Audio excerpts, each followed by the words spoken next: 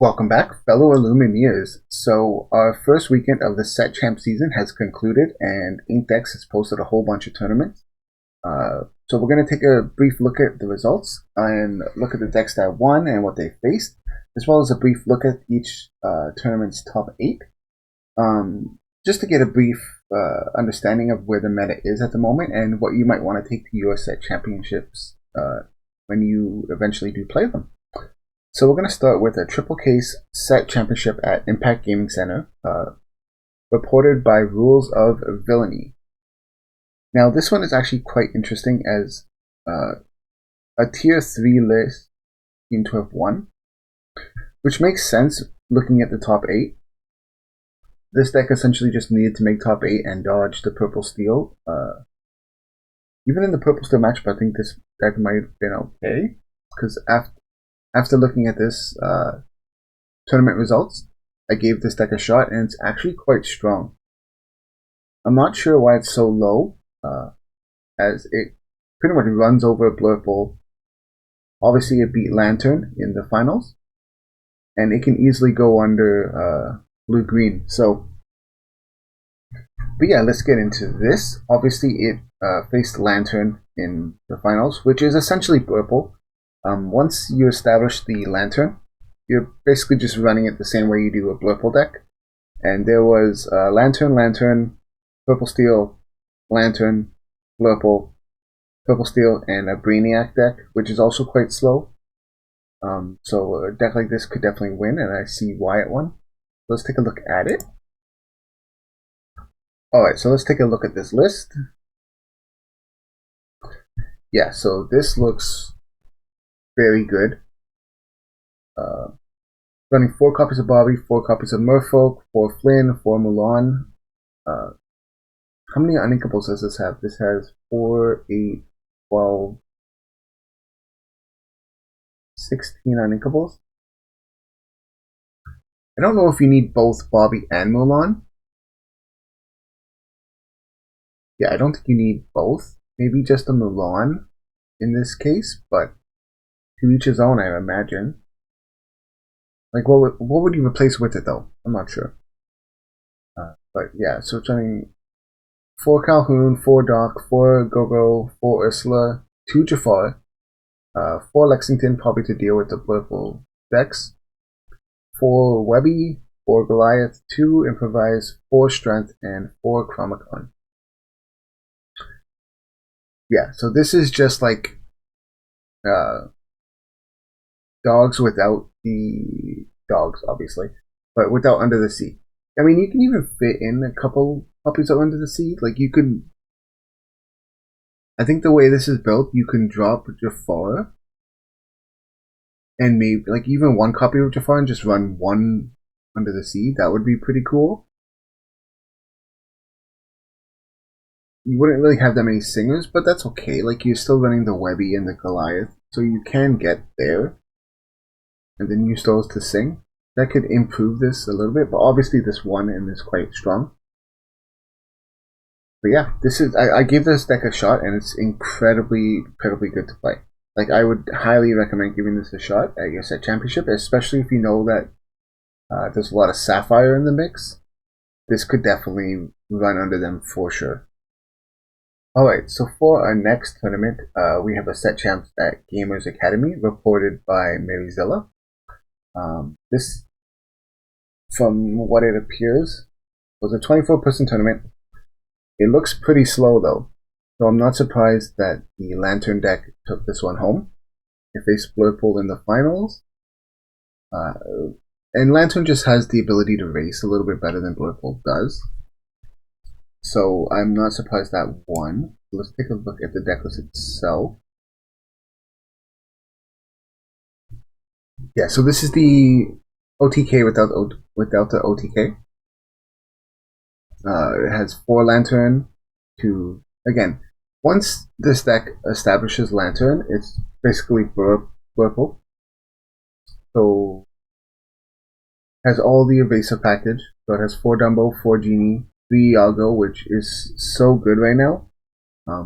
Especially with so many decks running so little actions. that interact with your opponent's characters. Iago is so good. That's why people are reverting back to Palace Guard now, just because there's no way to really remove it. People are having to, like, the last deck was running Improvise to deal with these banished threats. But yeah, I've been saying this since Yan 1. You don't even need OTK for this deck to be good. Like, Blurple is good for a reason, and this deck follows suit in that. I think, though, if this deck doesn't establish Lantern early on, it's going to struggle. But it does have cards to slow down your opponent, like Royal Guard and Iago. The 2-drop, that can really slow down your opponent. It's also running 4 cats, which is very strong. Probably the best Amethyst card this set. I'm not a huge fan of the 4 Hades. I don't think you need 4 Hades. I think 2 is more than enough. You can sub something else in at that slot. Even the Ursula, I guess just to add an extra high questing evasive card that races. But yeah, this is a great list. Good job, Christian. Okay, so on to our next tournament. We have a set champs at Trading Cards United, also reported by Maryzilla. This one is a Blurple win. It was a Blurple versus Blue-Green in the finals. And just taking a look at this top 8, again, just like the previous one, it was pretty slow. If for some reason an aggro snuck its way into the finals here, I think it could have won. Even into the top 8. It could have definitely ran under a lot of these decks, as the top 4 is all Sapphire, except for that one Purple Steel. But let's take a look at the list. Based on this, it's probably just going to be a standard list. Yeah, so this is just your standard Blurple package. 4 Vassal for Rafiki to help pace with the aggro decks. Tipo, 2 cats is surprising. Most of these are running 4. But I guess they opted to go with 2 and then run 2 bells instead, which I guess whatever works for them. Again, they're running the 4 Hades, which I don't think you need. You don't need the 4 Hades. 2 is enough. Or maybe that's just me not liking the card, but I think 2 Hades is enough. They could have done 2 less Hades, 2 more cats. But I mean, they won. It is what it is, but that's just my personal preference, I think. But then beyond that, it's just your basic Whirlpool package. Nothing too crazy here. So on to the next one. Alright, so up next we have a larger tournament. This was a 48-player tournament. And it looks like Purple Steel was the victor. And it beat Green Purple Aggro. That's pretty good.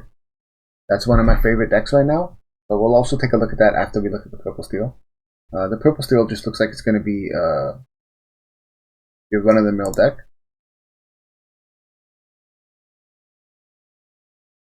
Okay, so this is very much Karsten inspired. Doesn't even fit. I'd have to zoom out just to look at it. We're not going to go through everything because there's a lot of one-ofs here. And it's kind of crazy if I'm going to be honest. But congratulations to this player, Eddie Z. You did good, obviously. But the issue I have with these decks, I do enjoy playing like a toolbox deck, but this is just this is crazy to look at. This is just a lot of one-ofs. Yeah, but congratulations, I guess. I'm more interested in the green purple here, though. Let's take a look at that. Okay, so let's take a look at that green purple. But first, let's take a look at the top 8. And there's so much Sapphire in the top 8 here that if you just play a deck like this, $15, if you can just avoid the purple steals all day long and just get your Sapphire matchups, hopefully get into the top 8, you could win. Like, you could win with something like this very easily, as there's so much sapphire, you can just go underneath them. Let's take a look.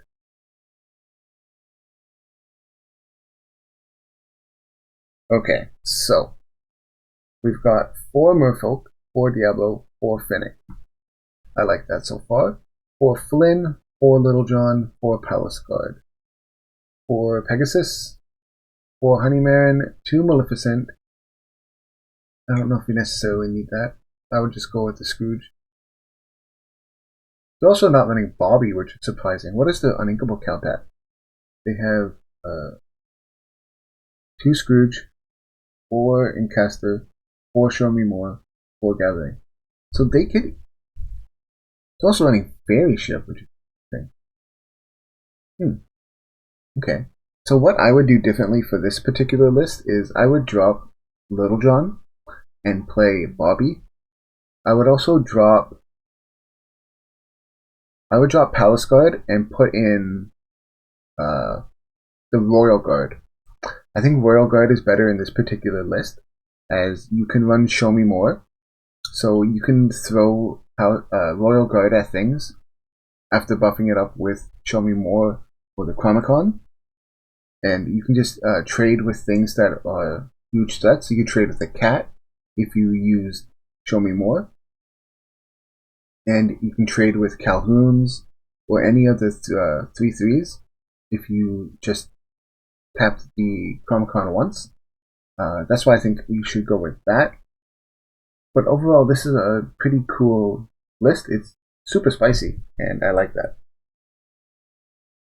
Alright, so on to our next one. This is also a fairly large tournament with 37 players. This one was Mulligan TCG shop, reported by Mulligan TCG. I like that they reported it themselves. That's pretty good. So into the top 8, we have a lot of Emerald, which is cool. But a green-purple one. This was a more control list. I'm fairly confident I've seen this list before. Let's take a look. So, okay, this is a little bit different than I'm used to. In my area, there's a lot of green-purple players, but more of like the Brainiac list opposed to this list, which is pretty interesting. It's fast, but it's also control. Like, it has the Merfolks to race, it has the Flints to race. It also has White Rose, Webby to help you ramp up to your biggest threats. Yeah, this looks like a strong list to take your set champs if you wanted to. You got the 1 improvise. I don't know if 1's enough. I would drop the Finnick to play an extra improvise, just to deal with the Iagos that are out there. I would also do the switch for the way he splits up. I would do 4 Iago and 1 Demona. I mean 3 Iago, 1 Demona, instead of the 3 Demona, 1 Iago. I think that would be the stronger play, in my opinion, as you do want to win the evasive wars in these instances. But yeah, this is an interesting list that I would definitely consider running this at my set champs, for sure. This or the aggro one. But this is far more expensive than the aggro one, which is currently sitting at like 15 bucks. But congratulations to this player. This is an awesome list. Alright, so up next we have an 18-player tournament at War Room Hobbies. Unfortunately, they didn't post the top 8. They just posted the winner, which is totally fine. But it's so spicy that I wanted to show it off here. It's called Ward Wins Games. So obviously we're expecting a lot of warded characters here. And I actually ran this during the hero mat, the hero set. What set was that? That was As I See, I think. I ran a deck list similar to this, but this is obviously much stronger. So let's get into it. Obviously this is pretty fast and has a lot of board control early on in the form of Captain Hook, Black Heron, and Calhoun. It's running 4 docks, which I'm so against 4 docks. I think there are 3. They're an automatic 3 of, but obviously it works for this individual. 4 docks to help draw later on, 4 copies of Alice, which is nice to help give your bodyguards board, as they are running 8 bodyguards at 4. So you play Alice on 3, play a bodyguard on 4, give it ward so it can't be taken out with a Thunderbolt or Strength or any other single target removal. And then your bodyguards are they're forced to interact with your bodyguards in order to get to your high questing characters. It's also got a lot of single target removal in the form of Sudden Scare, Raging Fire, and Thunderbolt. That's strong, and it's also running one of my favorite cards this set, which is Scuttle. I don't think many other decks are running it, but they should be. It's such a good card. 5/5/5 plus for 2 and has ward. That's awesome. The issue is, though, running 4 copies of Goliath with no way to ramp is interesting. I would probably drop Goliath down to maybe a 2 of in this instance, as you're probably going to be running on empty pretty often, and getting to 6 ink just seems challenging in a deck like this. But if it works, right? So obviously this won their event, and congratulations again to this player. Now, what you can take away from looking at the decks and tournaments that we did today is that anything can win on any given day. There's a lot of luck involved. Obviously, there's some skill, like you have to win the games that you're in. But there's a lot of luck involved in winning these events and tournaments. Like, you really have to rely on your matchups. If you can dodge your bad matchups all day, especially in the larger events, your odds of dodging the bad matchups are obviously increased. But any given deck can win on any given day, and this is just the state of the meta right now. We'll see how it is going into Richmond and the rest of the Set Champ season, but what you can take away from this weekend is that anything can win on any given day. Thanks again for watching.